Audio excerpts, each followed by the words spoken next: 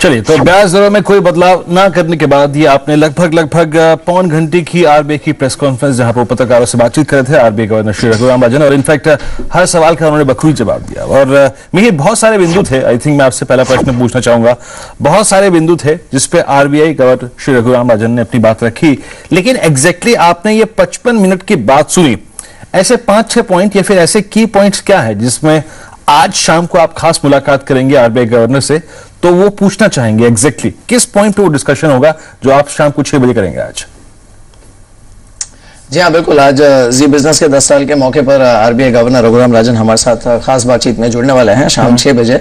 और ऑब्वियसली जो सबसे पहला सवाल होगा वीरेंद्र, वो यही होगा कि पिछले हफ्ते भी उन्होंने गुजरात में जब बात कही थी, आज फिर से उसे दोहराया है कि बैंक्स के लिए कहीं ना कहीं जो प्रोमोटर्स जानबूझकर डिफॉल्ट कर रहे हैं उनसे कड़ी जवाबदेही बनाना, वो एनवायरमेंट क्रिएट करना अकाउंटेबिलिटी का, वो काफी जरूरी है। दूसरी और अहम चीज उन्होंने देखिए इनडायरेक्टली बैंक्स पर ओनस रखा है कि मनी मार्केट में रेट ऑलरेडी इतने कम हो चुके हैं, बैंक्स उसे ट्रांसमिट नहीं कर रही हैं। यानी उनका यह कहना है कि दबाव आरबीआई पर कम है और इन बैंक्स पर ज्यादा है कि वो कस्टमर को ध्यान में रखते हुए अपने क्रेडिट ग्रोथ की चिंता करते हुए ये जो रूम है उनके पास उसे ट्रांसमिट करो। और आपको याद होगा इससे पहले वाली पॉलिसी में भी उन्होंने यही कहा था कि जो एसएलआर है उसे घटाकर हमने वो रूम बैंक्स को दे दिया है कि वो सिलेक्टिवली जहां चाहे उन पॉकेट्स में रेट की कमी ऑफर कर सकते हैं। ये कुछ अहम पॉइंट्स होंगे जिस पर बातचीत करेंगे। और ऑब्वियसली जनधन योजना है। बिल्कुल जनधन, ये डिस्कशन मिहिर का, मेरे सहयोगी मिहिर का, देखना मत भूलिएगा शाम को 6 बजे एक खास बातचीत रघुराम राजन से, आरबीआई गवर्नर से, शाम को 6 बजे सिर्फ जी बिजनेस पर। लेकिन आखिरकार ब्याज दरें क्यों नहीं घटी, इस पर हमारा डिस्कशन हो रहा है और इनफैक्ट इस जवाब से कितने संतुष्ट है कॉर्पोरेट जगत और साथ ही साथ विशेषज्ञों की लॉबी। मिस्टर मूर्ति हमारे साथ हैं। सर एग्जैक्टली मैं जानना चाहूंगा आपसे, अगर आप देखें बड़ी एक सटीक बात उन्होंने कही यहां पर अपने डिस्कशन में जर्नलिस्ट के साथ। मिहिर, एक काम करते हैं, हमारे साथ इस समय केकी मिस्त्री जी हैं, पहले उनसे बात कर लेते हैं। मिस्टर केकी, मॉर्निंग टू, शुक्रिया इस बातचीत में शामिल होने के लिए। मिहिर हियर। फिर से एक बार, you know, those who are expecting that mister Rajan may bite the bullet and give a one off cut, वो उन्होंने नहीं किया है, but a very strong indication कि अगर इन्फ्लेशन इसी ट्रेजेक्टरी पर रहता है then early 2015 calendar year 2015 early part of it we may look at a policy change stance. आपका क्या व्यू है? Well, it's exactly the same view I had even earlier. I did not think that there would be a rate cut today, and my expectation was that in the first quarter of the calendar year we could see a rate cut, and I still hold that view. I mean, I think Rajan has now said that in as well. Sir exactly इस discussion में अभी कुछ देर पहले जब policy की बात हो रहा था, उन्होंने ये भी कहा कि अभी बैंक्स के पास, शायद वो कहना चाहते थे कि रूम है कि वो रेट कट की पॉसिबिलिटी पास ऑन करें कमर्शियल बैंक्स के पास अपने क्लाइंट्स तक, कस्टमर तक, वो स्कोप बढ़ रहा है सर? क्या आपको क्या लगता है? See, हर बैंक की position is very different. Every bank is not in the same spot. Some banks have larger access to CASA deposits, current accounts, savings accounts. Their cost of funds may have come down faster. Some banks have lesser amount of CASA deposits, so their cost is higher. So it's a very generic thing. It's very dependent from bank to bank. But clearly inflation numbers have come down in a big way. India is in a very sweet spot. So if you look at it from a macro perspective, macroeconomic perspective, oil prices have come down dramatically. Commodity prices have come down. All of that speaks very well for India. Most other emerging markets are slowing down. China is slowing down. So investor interest in India today is at its maximum. Sir Mihir, एक चीज पूछना, मिस्त्री, जो उनका कहना था वो ये था कि जो मनी मार्केट रेट्स है वहां पर रूम है बैंक्स के पास, बिकॉज वो कम हुए हैं, सो टू दैट एक्सटेंट बैंक्स पर प्रेशर कम है, लेकिन उसे ट्रांसमिट नहीं किया जा रहा है जो एंड कस्टमर है उस तक।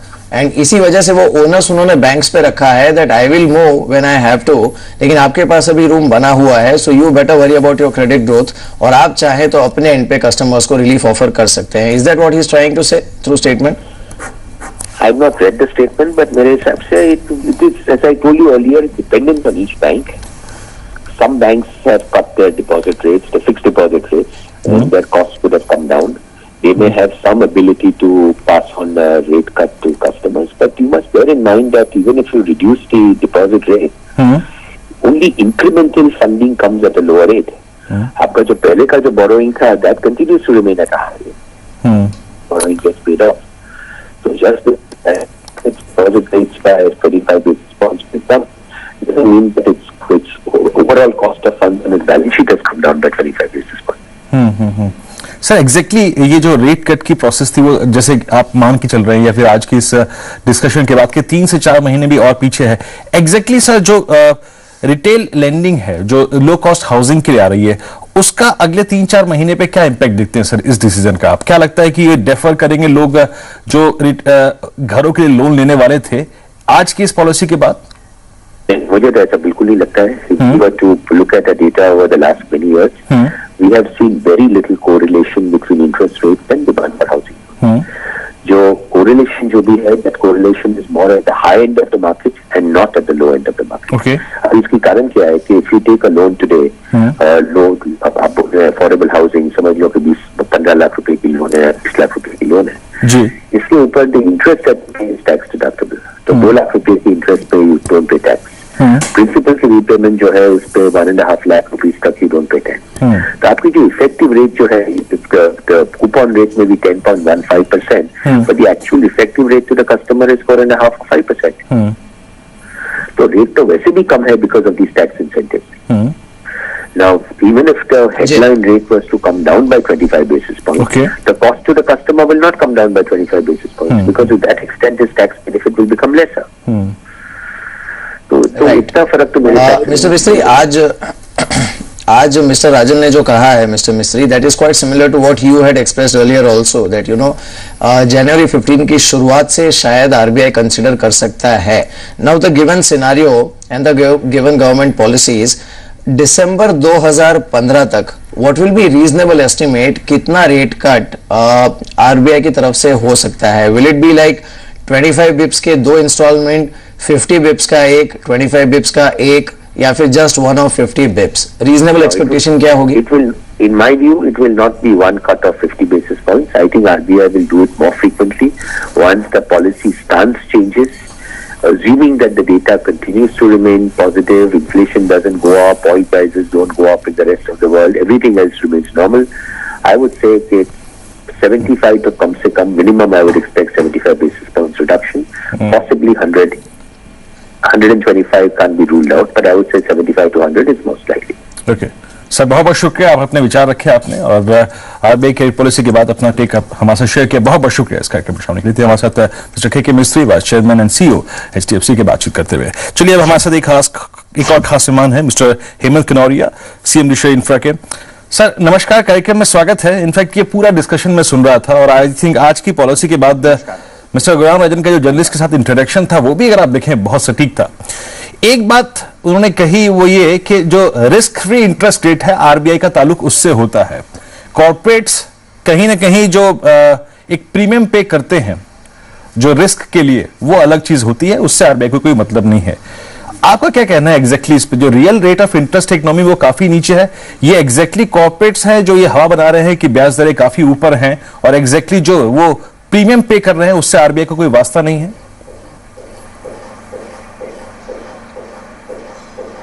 नहीं, देखिए उसमें क्या है कि प्रीमियम तो पे कर ही रहे हैं, लेकिन फिर भी यदि एक इंटरेस्ट रेट कम हो तो उसमें बैंक्स वाले भी उनके बेस रेट्स कम हो जाएंगे और यदि बेस रेट्स कम होंगे तो प्रीमियम जितना भी रहे रिस्क का, ओवरऑल इंटरेस्ट जो इम्पैक्ट इंफ्रास्ट्रक्चर कंपनीज या मैन्युफैक्चरिंग कंपनीज जिसके ऊपर भी होता है वो कम पड़ेगा. सो हमें तो लगता है कि इंटरेस्ट रेट कम करना बहुत ही जरूरी हो गया है, नहीं तो जो भी ग्रोथ मोमेंटम आज सरकार प्रधानमंत्री जो चाह रहे हैं तो बहुत ही मुश्किल रहेगा. और स्पेशली इंफ्रास्ट्रक्चर सेक्टर के लिए तो हम बोल सकते हैं कि यहाँ इंटरेस्ट का एक जो बर्डन है उसको बहुत जरूरी है कि जितना जल्दी कम किया जाए. और अभी एक और कंपाउंडिंग हो गया है, रुपी भी डेप्रिशिएट कर गई है लास्ट 2-3 वीक में, तो उसके कारण से जो ओवरसीज इन्वेस्टर्स जो डेट मार्केट में इन्वेस्टमेंट करना चाह रहे थे, कोई डेट पेपर वगैरह में इंफ्रास्ट्रक्चर कंपनीज के, उनको भी लगता है कि उनका रिटर्न कम हो गया है. तो दोनों ही एक नेगेटिव इंफ्रास्ट्रक्चर के लिए हो रहा है. तो इंफ्रास्ट्रक्चर कंपनीज के लिए हमें लगता है कि बहुत जरूरी है सरकार और आरबीआई इंडस्ट्री के साथ बैठकर एक टेबल पर आए जहां पर समझ में आए कि क्या करना चाहिए और किस तरह से करना चाहिए, बिकॉज बहुत बड़ा इसका इम्पैक्ट पड़ रहा है. चलिए एक बार बाजार को देख लेते हैं। एग्जैक्टली देखिए बाजार क्या कर रहा है, और क्रेडिट पॉलिसी के बाद हमने बाजार को अगर आप देखें बहुत बहुत कम देखा है। निफ्टी करीब 35 अंक नीचे। देखिए एक बार प्लीज इंट्रोडे चार्ज दिखाइए निफ्टी के। निफ्टी पॉलिसी के बाद एक डिप आया, फिर रिकवर हुआ, ऑलमोस्ट फ्लैट हो गया था, महज 5 अंक नीचे था क्रेडिट पॉलिसी के 15 मिनट बाद, और एक बार फिर से डिप। निफ्टी अब डे लो पर है, करीब 35 अंक नीचे, लगभग 143 अंक नीचे सेंसेक्स है। एक बार जरा बैंक निफ्टी को देखते हैं। एग्जैक्टली बैंक निफ्टी क्या कर रहा है। मिड कैप्स अपने आप को अगर आप देखें शांत, बिल्कुल अगर आप देखें फ्लैट रखे हुए हैं। Bank Nifty ups and downs और इप्स एंड बट्स के बाद अपने आप को सेटल कर रहा है अप्रोक्सीमेटली 18,420 के स्तर पे। और एक बार जरा तमाम सरकारी बैंकों को देखते हैं, वो जो सरकारी बैंकों का खेमा है वो क्या कर रहा है, और एग्जैक्टली जो प्राइवेट बैंक हैं वो क्या कर रहे हैं। एसबीआई बिल्कुल फ्लैट, अगर आप देखें 2 रुपए 7 पैसे नीचे। पीएनबी लगभग 12 रुपए ऊपर है 1092 के स्तर पे। बैंक ऑफ बड़ौदा लगभग 1085 के स्तर पे। देखिए सरकारी बैंकों के खेमे में तेजी आ रही है धीरे धीरे, यानी बैंक निफ्टी पर शॉर्ट जाना एक अच्छी रणनीति नहीं होगी इस वक्त, जब आपका पूरा जो सरकारी बैंकों का स्पेस है वो धीरे धीरे ऊपर की तरफ आ रहा है। अगर आप डे लो से कंपेयर करें, अब ये देना बैंक के स्क्रीन पे देख लीजिए, इलाहाबाद बैंक 121 के स्तर पे, तो एक बहुत अच्छी रणनीति नहीं होगी शायद बैंक निफ्टी लॉन्ग जाना। हमारे साथ बातचीत करने के लिए अब इस वक्त एक और खास मेहमान है, मिलान शर्मा भी है हमारे साथ। मिलान बहुत बहुत बहुत संक्षेप में एक पॉइंट ऑफ व्यू क्या होगा आपका पॉलिसी के बाद एग्जैक्टली मार्केट पे इम्पैक्ट। देखिए policy as per me it was absolutely in line with the expectations.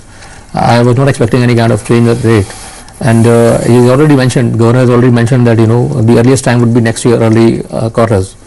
So मुझे लगता है I don't feel there is much impact on the stock market as well from here. So the market should remain here in the range bound types only, maybe 200 points bank nifty up and down, but I don't see any major impact, because this was more or less expected. Yeah.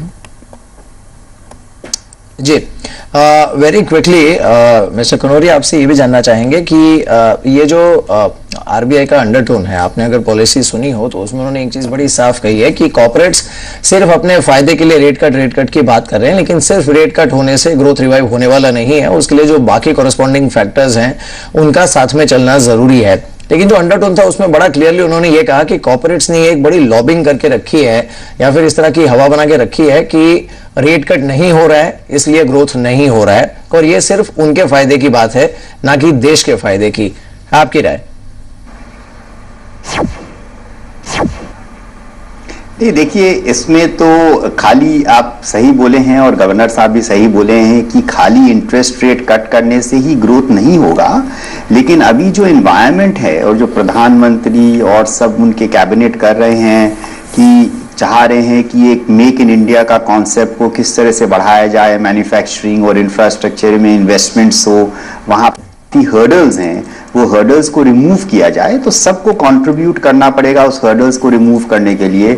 अलग अलग तरह के hurdles हैं, environment के हैं, land issues हैं, fuel issues हैं, तो ये सब गवर्नमेंट सरकार अपनी तरफ से जो हर्डल्स है उसको रिमूव कर रही है। आरबीआई के तरफ से क्या कंट्रीब्यूशन हो सकता है? एक तो स्टेबल करेंसी हो, सेकंड इंटरेस्ट रेट कम हो, तो सब यदि एक साथ में हो तभी, सब इंग्रेडिएंट्स यदि अवेलेबल हो तभी उसमें अच्छा स्वादिष्ट जो भी पकवान बनेगा। तो उसी तरह से यहाँ पर भी है कि सबको अपने अपने तरफ से कंट्रीब्यूशन करना पड़ेगा। तो हम ये नहीं बोलते हैं कि खाली इंटरेस्ट रेट कम करने से या रुपी डेप्रिशिएट नहीं हो, उसको स्टेबल रखने से ही ग्रोथ होगा, लेकिन क्योंकि अभी और सब ठीक रूप में जा रही है तो इसी के कारण से this will make an additional benefit.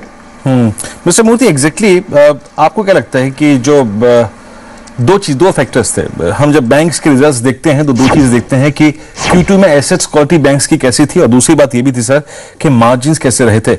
अब जो हालात हैं, अगर आप देखिए डिपॉजिट ग्रोथ जो है बैंकों की काफी अच्छी खासी रही है, और इनफैक्ट काफी लो कॉस्ट पे डिपॉजिट आ भी रहे हैं, लेकिन क्रेडिट ऑफटेक बढ़ने का नाम नहीं ले रहा है, जिसके चलते आप थोड़ा भी प्रीमियम कमांड करने की स्थिति में नहीं है। तो आपको क्या लगता है कि Q3 में इसके चलते जो मार्जिन्स हैं बैंक्स के, उस पर कितना इंपैक्ट पड़ेगा?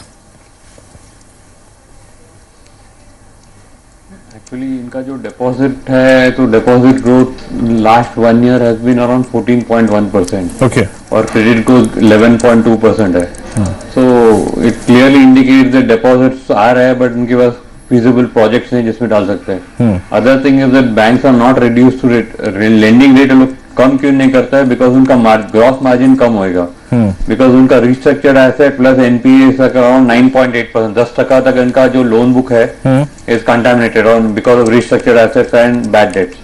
तो उनके लिए जो 90% जो उसका जो स्टैंडर्ड एसेट है उसमें is trying to earn higher interest to compensate for this. जो आरबीआई गवर्नर ने खुद कहा है कि जो बोरोवर जो करेक्ट टाइम पे भरते हैं उनको पेनलाइज किया जा रहा है because of restructured asset and bad loans of the banking sector. जी अरुण, आपने मिस्टर केकी का भी सुना होगा बयान, और उन्होंने जो कहा एक बड़ी इंपॉर्टेंट चीज थी कि यहां से लेकर अगले दिसंबर तक कम से कम 75 से 100 बेसिस पॉइंट ब्याज की दरें घट सकती हैं आरबीआई की तरफ से।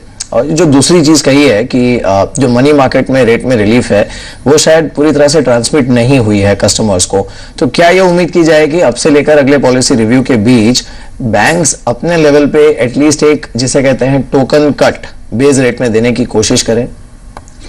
सही बात है। देखिए, जो फैक्ट हमने देखा है पिछले कुछ महीनों में, लिक्विडिटी पोजीशन देखिए काफी अच्छी है, उसी कारण के थ्रू आरबीआई सकआउट कर रही लिक्विडिटी, जो डिपॉजिट ग्रोथ है काफी बढ़ गया है और डिपॉजिट रेट के अच्छा रहने की वजह से डिपॉजिट ग्रोथ बढ़ा, लेंडिंग उतनी नहीं हुई है, तो उनके पास एक अच्छा सा मनी अवेलेबल है। एसएलआर की बात करें, देखिए जो 22% एसएलआर मिनिमम रिक्वायरमेंट है, बहुत सारे बैंक्स 27% पे होल्ड कर रहे हैं, तो जो लिक्विडिटी का अमाउंट है काफी अच्छा बैंक पास पड़ा हुआ है, वो एक पास ऑन कर सकते हैं with lower rate of interest. एक माहौल बैंक बना सकती है आने वाले कुछ महीनों में जो आरबीआई के ऊपर प्रेशर डालेगा, ओके हमने अपना काम कर दिया है, अब आप अपना काम कीजिए। गवर्नमेंट अपना काम करे कि जो स्ट्रक्चरल बॉटलनेक्स है वो कम करे, जो इंफ्रास्ट्रक्चर प्रोजेक्ट है वो रिवाइव हो। देखेंगे अगर सीडीआर केसेस देखें, कॉर्पोरेट डेट रिस्ट्रक्चरिंग की बात कर रहे हैं, तो 2007 में इंफ्रास्ट्रक्चर सिर्फ 2% सीडीआर केसेस थे, आज वो बढ़ के 20% हो गए हैं। सो इंफ्रास्ट्रक्चर के जो प्रोजेक्ट इश्यूज है वो ज्यादा करके स्ट्रक्चरल बॉटलनेक्स की वजह से है, ना कि फाइनेंसिंग की वजह से है। तो रिसेंटली 1-2 साल की बात करेंगे तो फाइनेंसिंग अच्छी अवेलेबल है मार्केट में, लेकिन स्ट्रक्चरल जो इश्यूज है वो गवर्नमेंट की तरफ से एड्रेस है। तो ये तीनों पार्टियां, बैंक अपने साइड से, गवर्नमेंट अपने तरफ से और आरबीआई, तीनों को एक कोऑर्डिनेशन में काम करना पड़ेगा। ये इंटरेस्ट रेट का जो कट होगा फ्यूचर आने वाले कुछ महीनों में, एक क्वार्टर में, वो एक्चुअली इकोनॉमी में पास ऑन हो विद लैग्ड इम्पैक्ट, उसके लिए एक माहौल बनाने की जरूरत है। आई थिंक उसके अंदर बैंक का एक मेजर रोल है आज के डेट में। चलिए अरुण जी, बहुत बहुत शुक्रिया आपका इस आप चर्चा में शामिल हुए और अपना आउटलुक अपने हमारे साथ शेयर किया। हमारे साथ एक और खास मेहमान है श्री एस एल बंसल, हमारे साथ जुड़े हैं बातचीत करने के लिए, पूर्व chairman oriental bank of commerce के। सर नमस्कार, कार्यक्रम में स्वागत है सर। सर एग्जैक्टली ये जो प्रोसेस है, हम एक्सपेक्ट कर रहे थे, बाजार का जो आधा धड़ा है वो एक्सपेक्ट कर रहा था कि रेट कट हो जाएगा, लेकिन फाइनली वही हुआ जो जिसकी ज्यादा पॉसिबिलिटी थी। 2 फरवरी को नई अगली पॉलिसी है सर, उसमें कितनी पॉसिबिलिटी है कटने की और कितना क्वांटम हो सकता है सर? आज की टिप्पणी सुनने के बाद आपने आरबीआई को क्या लगता है आपको? देखिए, मेरे हिसाब से तो कट आज ही होना चाहिए था, बिकॉज सारे माइक्रो इंडिकेटर्स जो है फेवर में है, लेकिन आरबीआई गवर्नर ने कुछ अदरवाइज सोचा, तो ठीक है। अब जो हालात है उससे लगता नहीं कि फरवरी में भी कोई ज्यादा चेंज आएगा, बिकॉज तब तक इन्फ्लेशन के और डेफिसिट फाइनेंसिंग के नंबर अवेलेबल नहीं होंगे। आरबीआई गवर्नर मेरे ख्याल से लगता है कि फर्स्ट कॉल जो उसका है अप्रैल की पॉलिसी के अंदर आएगा और अप्रैल ऑनवर्ड्स रेट कट होना शुरू होगा, प्रोवाइडेड यही इन्फ्लेशन के नंबर और ऑयल का रेट जो है इसी ट्रेजेक्टरी पे रहा था।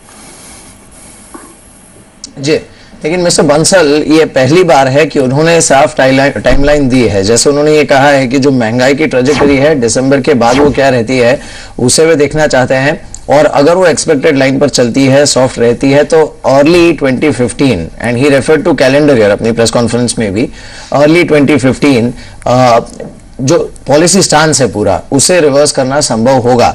इस तरह का कमिटमेंट जनरली वो देते नहीं है, तो क्या फिर जनवरी से मार्च के बीच में मे भी पहला रेट कट शायद 25 बेसिस पॉइंट का हो, लेकिन क्या वो एक्सपेक्ट करना बहुत ज्यादा है क्या इस समय? नहीं, बहुत ज्यादा नहीं है। देखिए, उन्होंने अर्ली 2015 में जो कहा है और साथ में ये भी कहा है कि आउटसाइड पॉलिसी हो सकता है, तो बजट के अंदर वो इंडिकेटर्स देखने के बाद फरवरी एंड में या मार्च की बिगिनिंग में भी अनाउंस कर सकते हैं जी। लेकिन एक बात आप देखिए, मुझे नहीं लगता कि आरबीआई के रेट कट करने से बैंक के रेट पे कोई ज्यादा फर्क पड़ता है। बैंक अपने आप भी रेट में कट कर सकते हैं, क्योंकि डिपॉजिट रेट्स नीचे आ रहे हैं और उससे कॉस्ट ऑफ डिपॉजिट भी कम होती है। बैंकों के पास पोर्टफोलियो के अंदर काफी गेन्स है ट्रेजरी के अंदर। Exactly. ये सब चीजें जो है बैंकों को मोटिवेट कर सकती है रेट कम करने। एग्जैक्टली सर, उन्होंने यही कहा आज अपनी प्रेस कॉन्फ्रेंस में। मैं ये नहीं कह रहा कि बैंक ब्याज दर काटें, लेकिन बैंक ब्याज दर नहीं काट रहे हैं। एग्जैक्टली उन्होंने ऐसा क्यों कहा फिर? देखिए 19 नेशनलाइज बैंक में से 8 नेशनलाइज बैंक में इस समय चेयरमैन नहीं है, तो आप कैसे उम्मीद कर सकते हैं कि बैंक जो है डिसीजन लेंगे? थोड़ा वेट कीजिए, बैंकों के अंदर चेयरमैन को आने दीजिए। 8 बैंकों में चेयरमैन आएंगे, कलेक्टिवली एक डिसीजन होता है, बैंक वेट करते हैं एक बैंक दूसरे बैंक की। बैंक ऑफ बड़ौदा के अंदर, पंजाब नेशनल बैंक जैसे बड़े बैंक के अंदर चेयरमैन नहीं है। थोड़ा इंतजार कीजिए, मुझे लगता है कि बैंक भी प्रोएक्टिवली कॉल लेंगे और रिजर्व बैंक ऑफ इंडिया के रेपो रेट कम करने से बैंक की कॉस्ट में कोई ज्यादा फर्क नहीं पड़ता, वो केवल एक इंडिकेटर होता है। जी चलिए सर, बहुत बहुत शुक्रिया सर आपका इस पूरी बातचीत के लिए, भी बैठने के लिए। बड़ा, अगर आप देखें कि आपने रोचक से जवाब दिया कि ब्याज दरें क्यों नहीं काट रहे हैं कमर्शियल बैंक्स, तो लगभग 19 में से 8 के चेयरमैन हैं ही नहीं, तो ब्याज दर कहां से कटेगी। खैर, एक छोटे से ब्रेक का वक्त है, छोटा सा ब्रेक लेकर तुरंत हासिल होता है और इस डिस्कशन को आने के बाद भी जारी रखेंगे। ब्रेक के बाद कार्यक्रम में सभी का फिर से स्वागत है। मार्केट्स को देखते हैं। मार्केट्स अपने आप को बहुत देर से, अगर आप देखें, जिसे कहते हैं पिन पॉइंट एक्यूरेसी, ठीक निफ्टी 85-20 पर लगभग पिछले काफी समय से बैठा हुआ है। एग्जैक्टली अगर आप देखें, और बैंकिंग काउंटर्स को आप देख सकते हैं कि बैंकिंग काउंटर्स में एक मूव है। तमाम जो सरकारी बैंक है, bank of Baroda, bank of India और यूको बैंक में थोड़ा सा फ्लैट रुझान है। सिंडिकेट बैंक लगभग 30% ऊपर। धीरे धीरे अगर आप देखें लोअर लेवल से पुल बैक की कोशिश करते हुए। एक बार जरा निफ्टी को फिर देखते हैं। एग्जैक्टली निफ्टी अगर आप देखें, अभी एक छोटा सा डिप और निफ्टी में है। निफ्टी अब करीब 40 अंक नीचे, अभी 5 अंकों का डिप यहां पर आया है। करीब आधा फीसदी नीचे निफ्टी कारोबार कर रहा है 85 से 14 के स्तर पर। मेहर